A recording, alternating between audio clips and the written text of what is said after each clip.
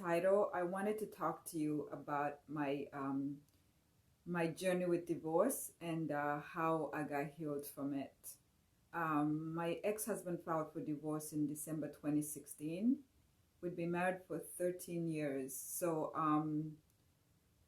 this is like the hardest thing I've ever gone through in my entire life. And when he filed, I was so distraught.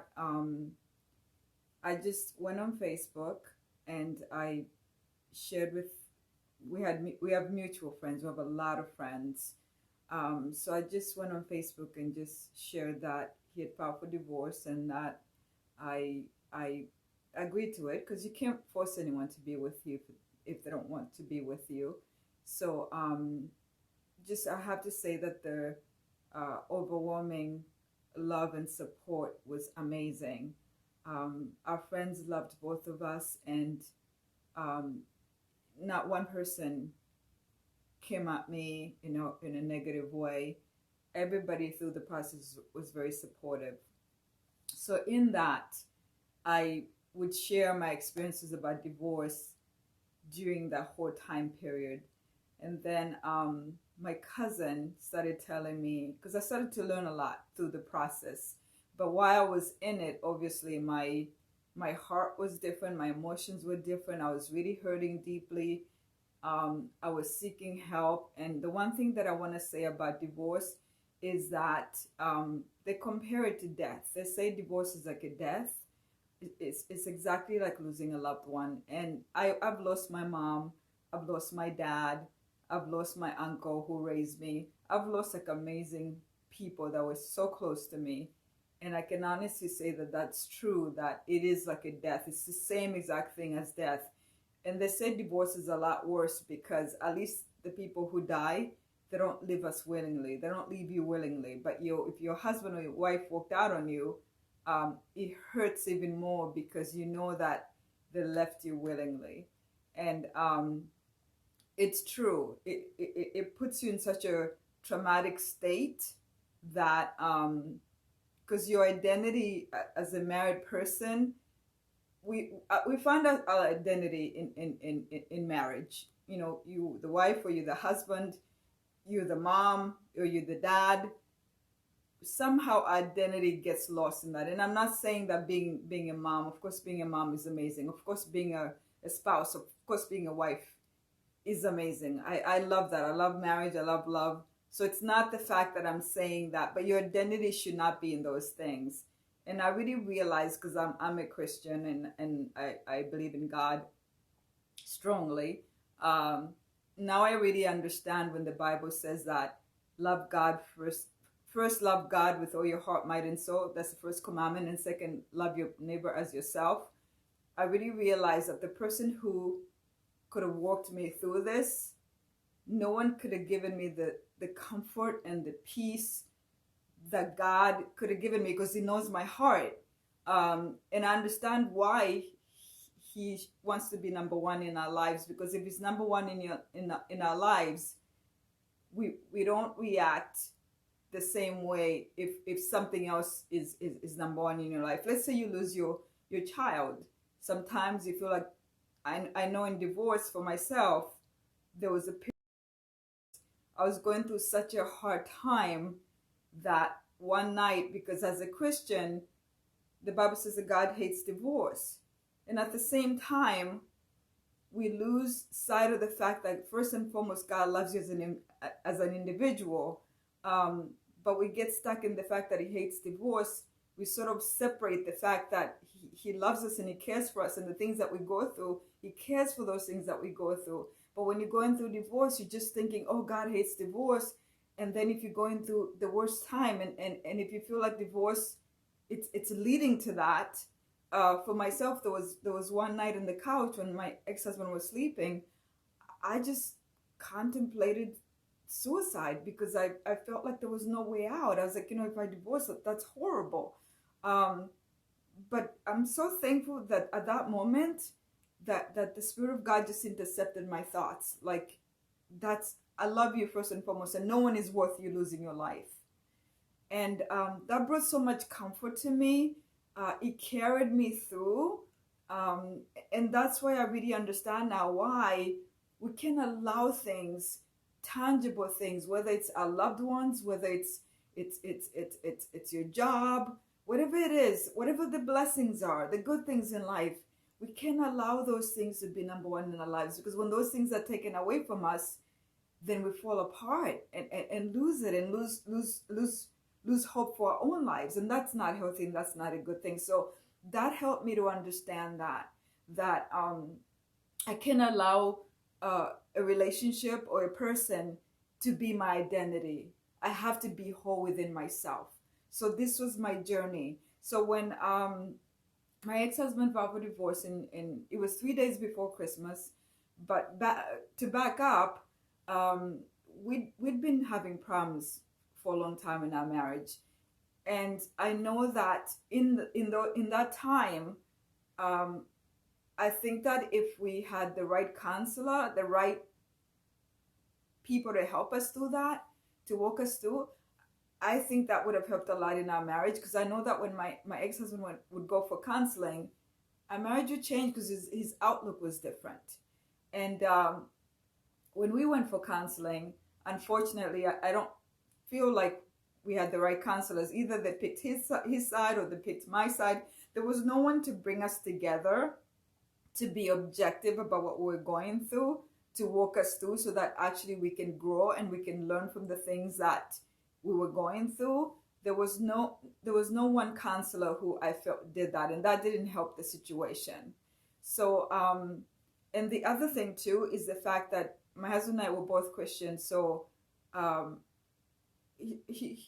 for years, we were growing apart. But there was a day when he told me that he's no longer a Christian, doesn't believe in God. He'd been going to yoga a lot, and he became Buddhist. He believes in uh, uh, Buddhism. And then also he told me that he was reading up on astrology. Actually, I found it on a table. It was an astrology. It was saying that my sign and his sign, uh, we're not supposed to be together. So it's like we're not meant to be together. So basically, our faith and our belief system was completely different. So that didn't help the situation. If you don't believe the same thing, you have a tendency to go different directions. So basically, we grew apart, and there was no abuse as far as physical abuse. There was no such thing, or drugs or anything like that. But I would say that the way we treated each other, it didn't help the situation. The way that I felt as a wife, and what I was going through, it didn't help the situation. So anyway, I we had talked about help trying to heal the relationship. We talked about what we can do to counseling wasn't helping, and I went to talk to my pastor at church. Pastor was willing to meet with us, but at that point, my ex-husband just felt like he didn't want to do it anymore. So anyway, I asked him, where should we go from here? And he told me that he'll let me know. Um, but prior to that, I was over a friend's house, a really good friend of mine. Excuse me, my hair. A really good friend of mine. I was over at her house for coffee, and we had a one-on-one conversation. She was really honest with me, and she said that, so where's your relationship going? Like, in other words, we were living like roommates for years. We have a beautiful uh, uh, 13-year-old, but we're living like roommates. And I wasn't happy. He wasn't happy. Something needed to give. So she was like, he can't keep stringing you along. Either you guys work on the relationship, or he tells you, he lets you go.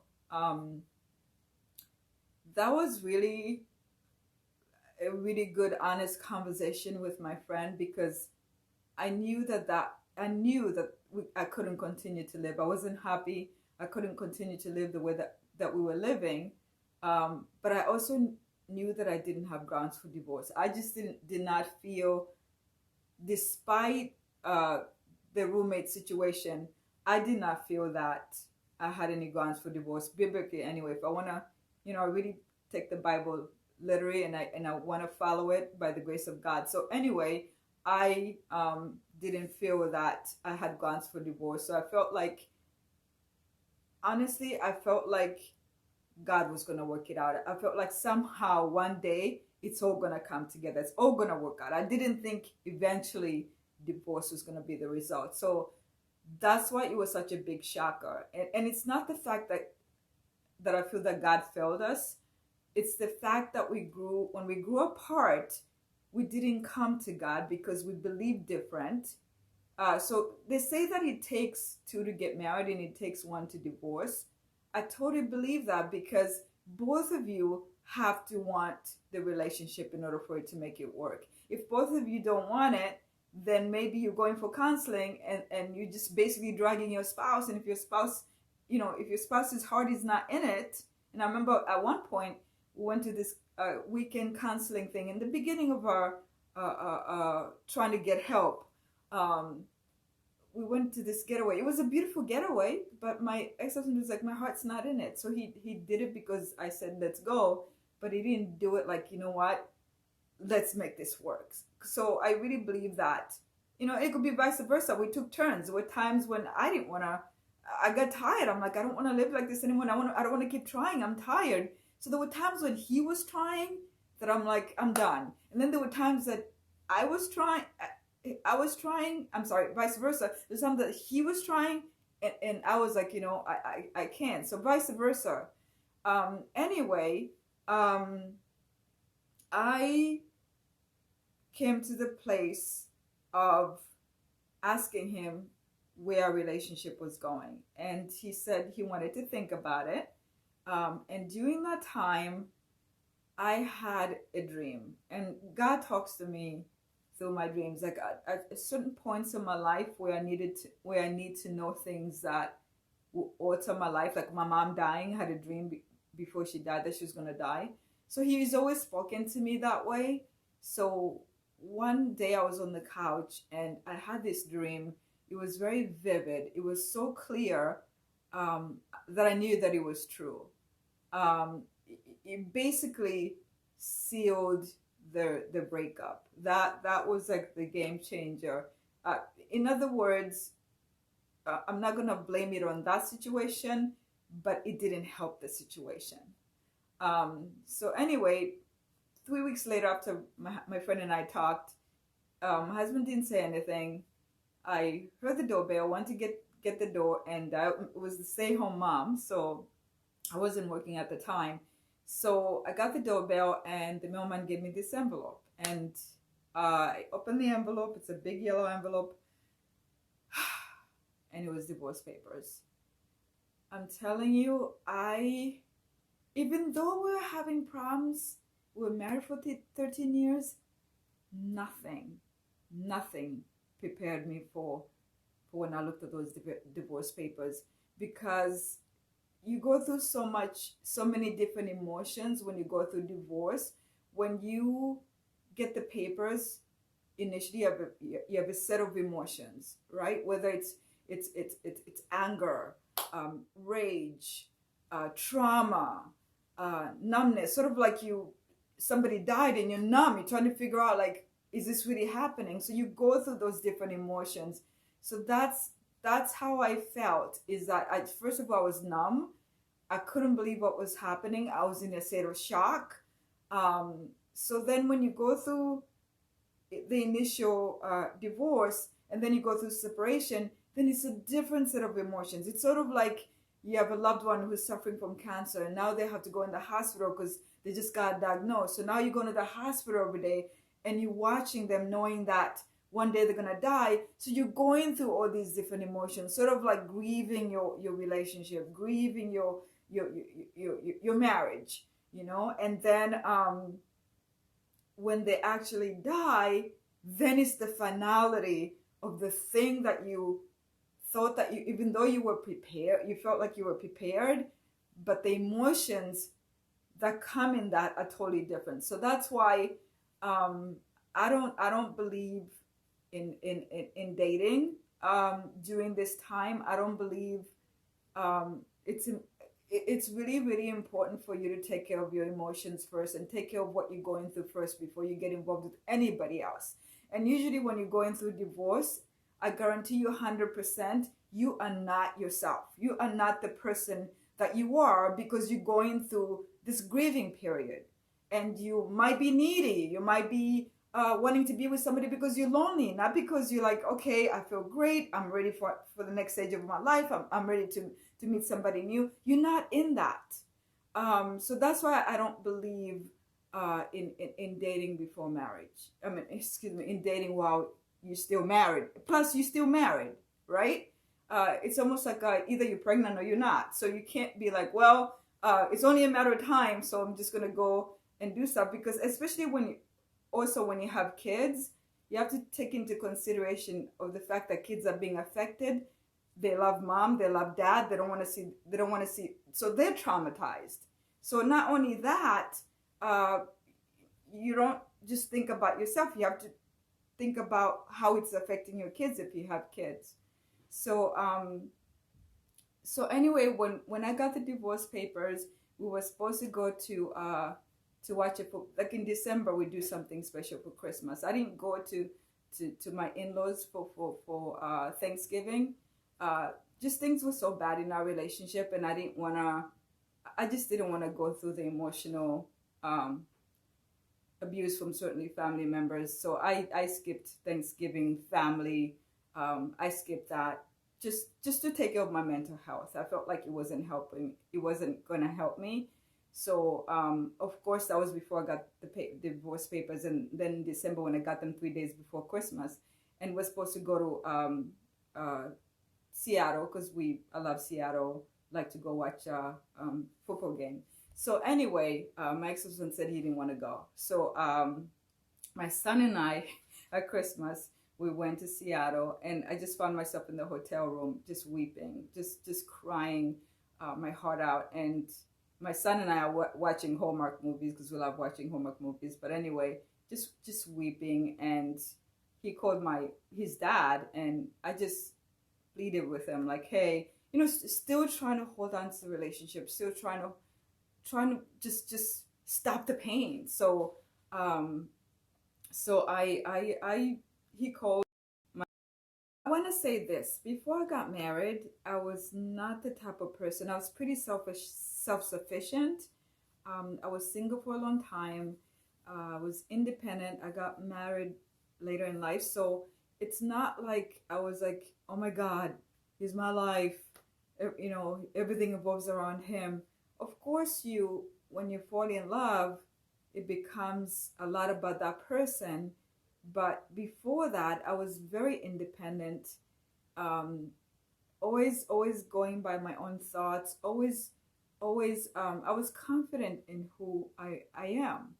But when I was going through divorce, it's not the fact that I always fought for myself, even in the relationship. I always stood my ground for things that I strongly believed in.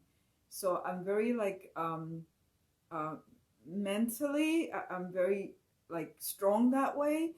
Um, but at the same time, when I was going through divorce, nobody walks down the aisle thinking one day this is gonna end bad, thinking one day you're gonna be in divorce court. Nobody thinks, nobody contemplates that, nobody imagines that. So when it happens to you, um, it's like the most traumatic experience you could ever imagine. So stay at home mom for 8 years of my marriage. Um, so I didn't earn. I went to work, but just it was more like the income was more like part time. So I wasn't earning a lot of money. He earned pretty much 80% of the income came from him. So the fact that we were going our separate ways, and that's why divorce is so difficult, because not only are you torn apart from the person that you love, um, it's like basically, I love the analogy where they say, I went to a session that really helped me called Divorce Care. I'll talk a little bit more about that in a few minutes. But anyway, I love the analogy where they say it's like a sandwich. Let's say you have a grilled cheese sandwich, and when you tear that grilled cheese sandwich apart, it's not gonna tear up clean. It's gonna be shattered everywhere. And that's how marriage is. Marriage is, you become one with someone. You become, as a Christian, I believe what the Bible says, that you one with someone, so you become one spirit. And then when you tear that apart, it's like tearing a part of you away, and that's why it's so painful. So basically, uh, that's what I was going through, and you go through the fact that you were being torn apart. So that's one aspect of the emotional, changes your whole home life. You might have to find a job if you were not working before. You might have to lose your home. Unfortunately, a lot of my friends have lost their homes after divorce because they were not able to afford paying. The men especially who worked, they were not afraid to pay spousal support. They were not afraid, excuse me, they were not able to afford paying spousal support and then also keep their homes.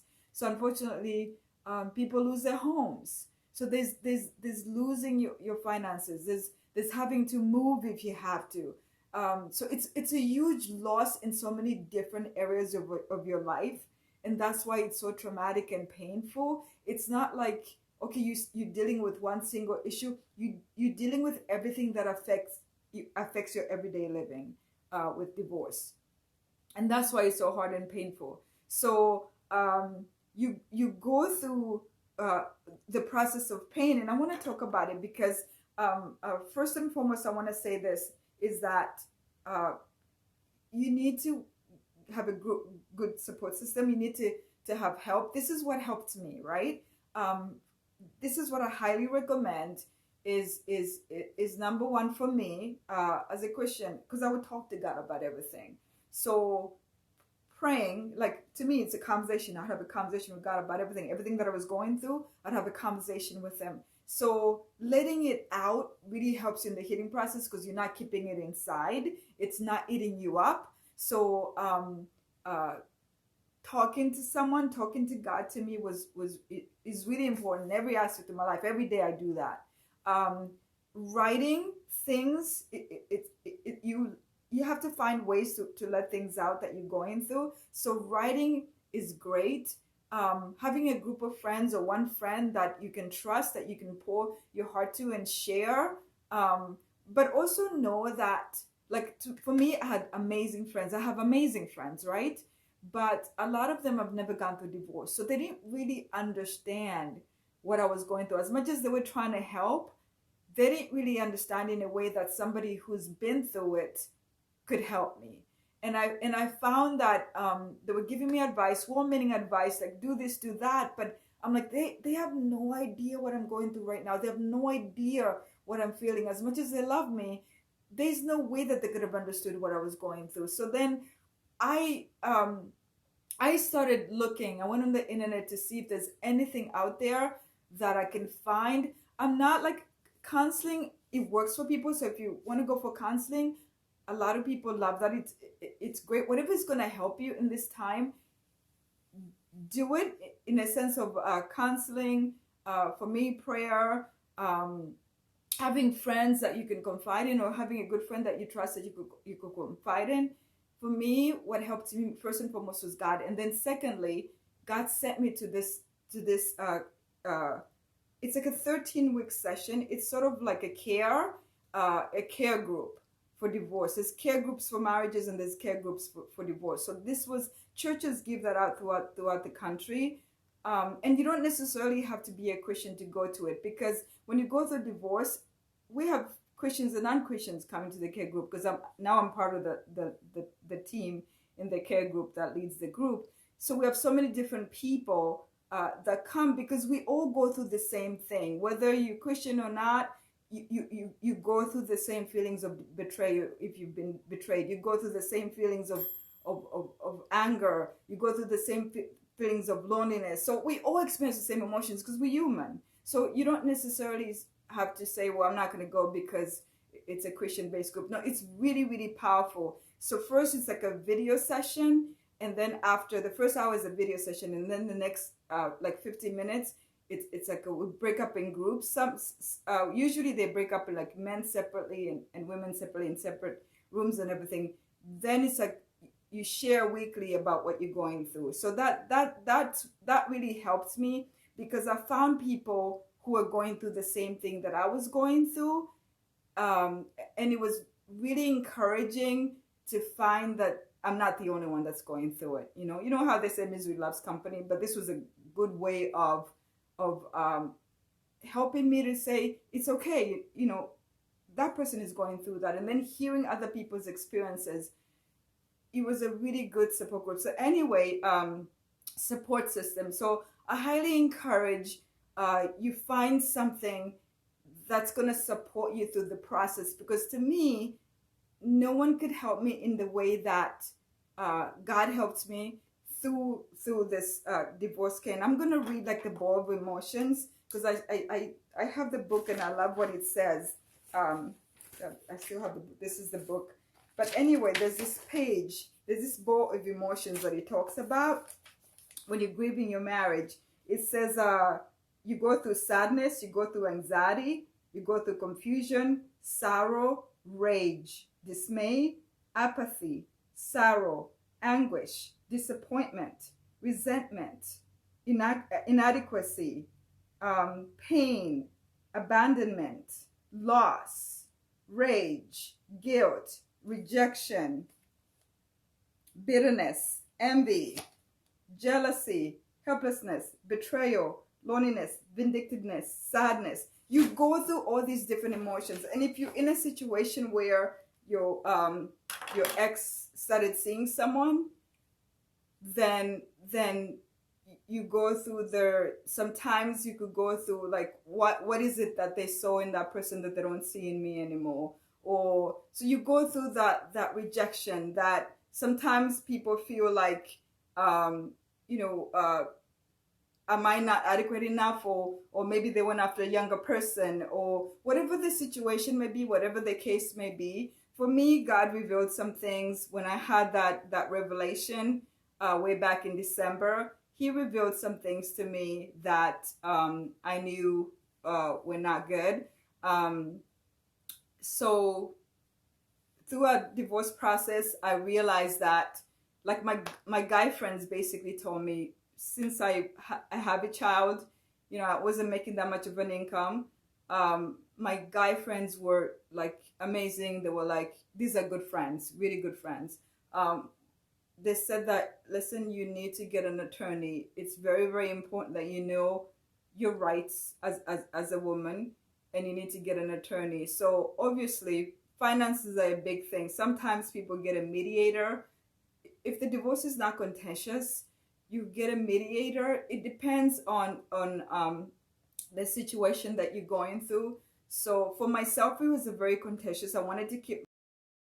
For myself, I knew that I needed to get a lawyer. So I got a really good lawyer. And one thing I want to tell you about lawyers, like, my lawyer was fantastic. She did pretty much our communication via email. And that's a good thing, because every time that you talk to a lawyer, you have to pay money. So I would say it could go up to $10,000. Like, you pay first $3,000, you pay another $3,000. To me, she really stretched things out for as much as she could, which really helped me. But your lawyer is not your counselor, because sometimes you think that because you have an attorney and they know everything about your case, they know what's going on, you start venting to them.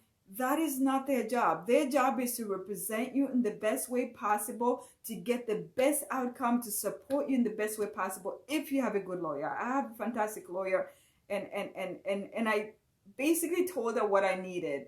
I basically told her what I was going for and what I wanted, not in a selfish way, but just as I went on the internet and I read up on divorces, because different states, there's different things that you need to know about your state.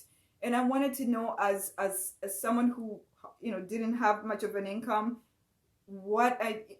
my state, they basically cut everything in half. Whatever you've earned throughout your years of marriage, they cut everything in half. So it's both sides. So I went on the internet and read a lot of articles about that. So it wasn't so much like I just relied on my lawyer. I did my homework in the best way possible, so that way I could relate to her beautiful, this earring. I didn't even realize it was looking like this. I could relate to her exactly what I wanted.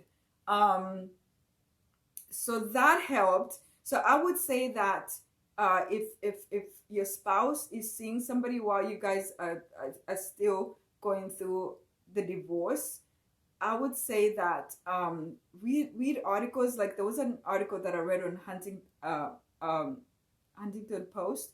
Anyway, I'll post everything that I found very helpful, all the resources. I'll post everything. But anyway, if you're going through in a situation where your spouse is seeing someone, um, it talks. I read a lot of articles about not confronting the third party, because sometimes when you're going through all these different sets of emotions, you you're not thinking straight. You were thinking about confronting things, you're finding out things that you never knew, so you're in shock. So your emotions are basically take over full force. But there was an article that I read, what why you shouldn't confront the third party, and that article really helped me. There's so many different things, and I'm not trying to blame um, the situation on the third party at all, because first and foremost, it was the marriage was already breaking down, but it didn't help the fact that in that breaking down that somebody stepped into the picture. That didn't help the situation. If anything, it brought even more hurt in the relationship, you know. So it's like you don't break up amicably if you feel like you're being betrayed in that sense. So I would really recommend you read up on a lot of articles on the internet. You read books. There's some books about boundaries. If you know, I was in a physically abusive situation. I wasn't in that, but there's some people that are. There's really good books about boundaries, and also if you're in a situation where you're being hurt, it's important to report that to the authorities, because you don't want to get hurt or your children get hurt. So in the process, that's very serious.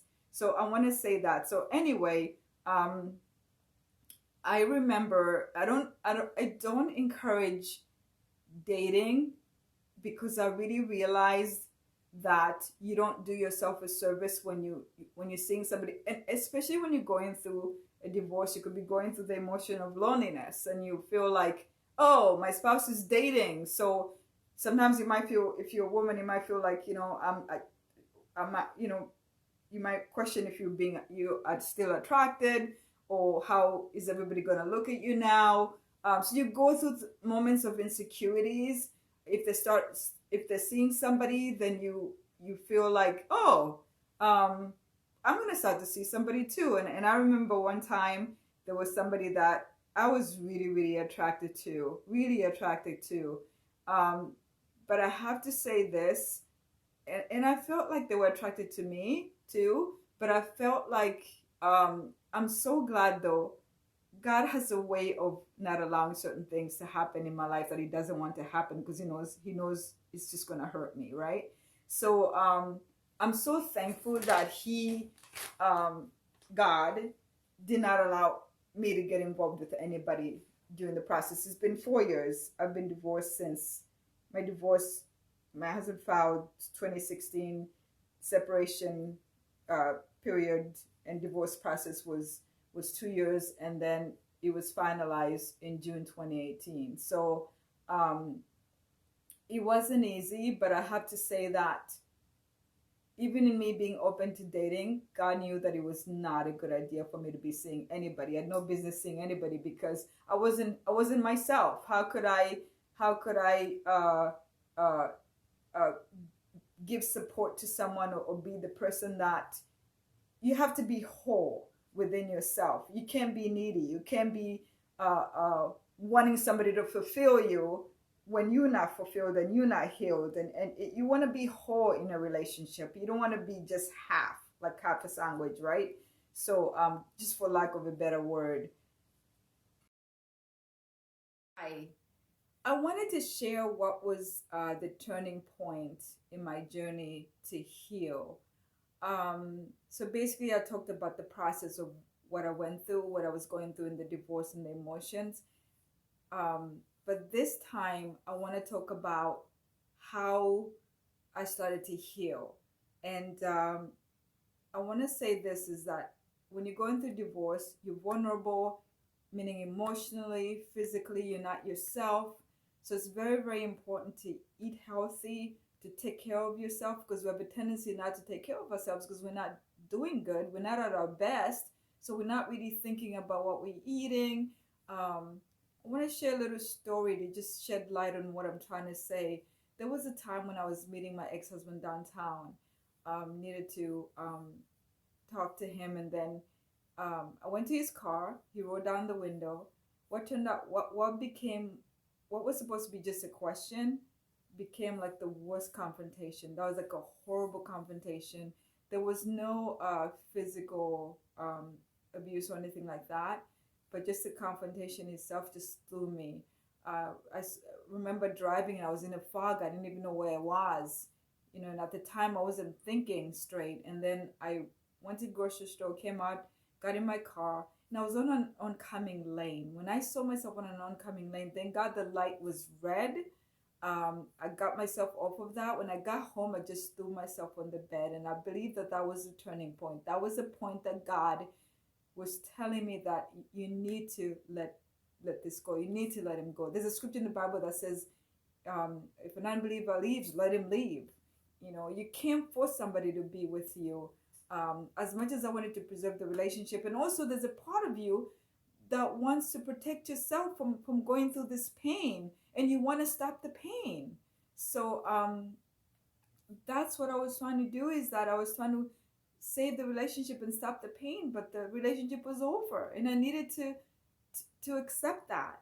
So when I realized that that was very self-destructive, what just happened with me in the car, that was like one of the most self-destructive things, that it just opened my eyes to where I was at. And I started asking God to help me to let go, to help me to release it, because it wasn't good for me. The relationship wasn't good for me. My ex-husband wasn't good for me. I came to that place where I really came to that realization. The next day, I had this horrible virus, which I started fighting for like 2 months.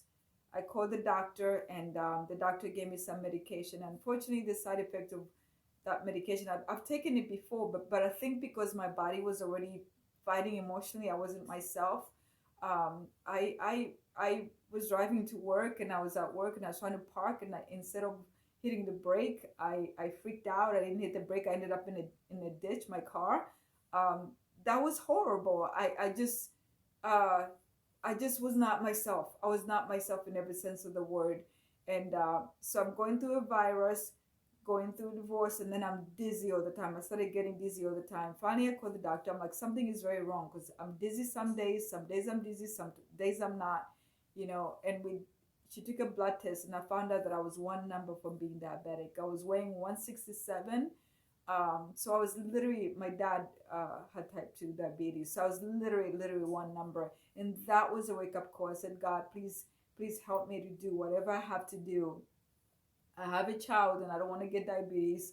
I don't want to get sick. That was the turning point. That was like the blessing in disguise, if you will, that I needed to be healthy. I needed to start taking care of myself. So I started going to the gym consistently.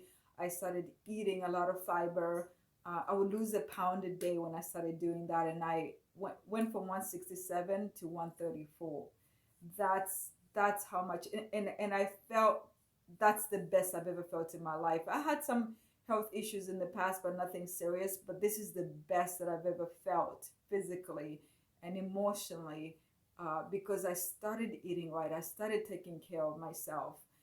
So more than anything, I want to stress: take care of yourself, even when you don't feel like it, because it's really, really important. That's the only way you're going to be able to fight the fight, and also fight the viruses that go around. I want to leave you with that.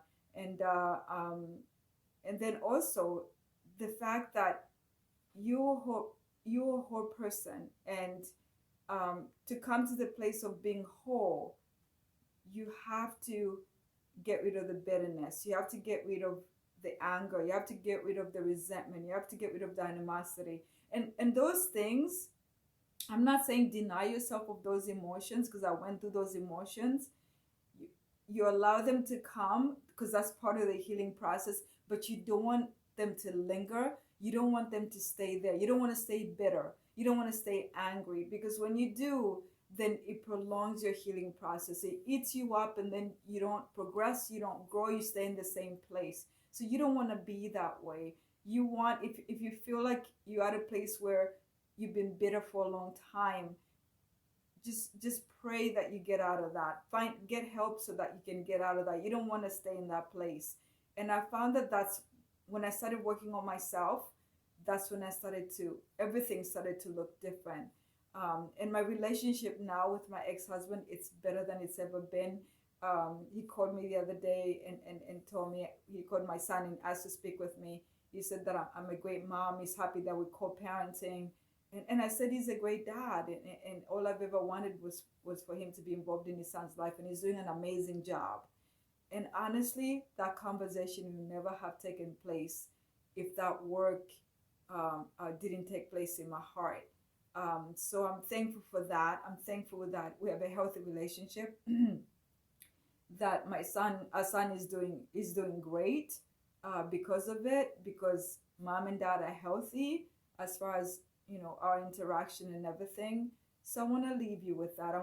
And at the same time, I want to tell you, don't settle. Whatever you do, life can be lonely as a single person, but after what you've been through, after what I've been through, I don't want to get myself in a situation and go through the same thing. So I'm picky, and my bar is high as far as what I want in a relationship. So don't rush yourself. Give yourself the time to heal. Give yourself the alone time, because alone time is actually really, really good, because it helps you to become the person that you are, the person that you need to be, so that when the right person comes into your life, you're healthy.